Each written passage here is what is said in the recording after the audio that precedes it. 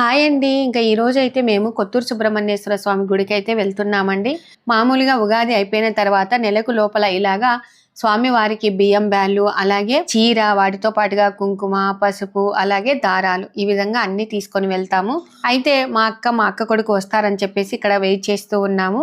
గుడి చూసారా బయట ఇలాగా ఉంటుందన్నమాట. ఇక్కడ మామూలుగా మనం అభిషేకం చేయించుకోవాలి అంటే మనకు కిట్ అన్నమాట. ఒక 300 రూపాయలు ఇస్తే అన్ని వాళ్ళే పెట్టిస్తారు. లేదు ఓన్లీ దర్శనం చేసుకోవాలి అంటే గన ఒక పూలదండ, టెంకాయ, అలాగే పాలు ఇస్తారనమాట. 150 రూపాయలు ఇస్తే మనం ఏది కావాలనో అది డిసైడ్ చేసుకొని తీసుకొని వెళ్ళాలి. మెయిన్ గా ఈ గుడి ఏంటంటే 500 ఏళ్ల చరిత్ర కలిగినటువంటి గుడి అన్నమాట.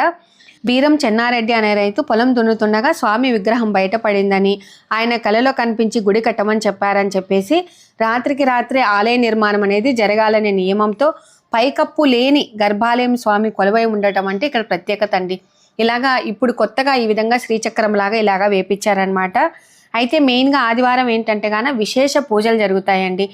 నాగదోషాలు ఉన్న వాళ్ళైతేనేమి, సంతానం లేని సమస్యలతో ఉన్నవారైతేనేమి, వివాహ సమస్యలతో బాధపడేవారైతేనేమి ఇక్కడ అభిషేకం చేయించుకుంటారనమాట.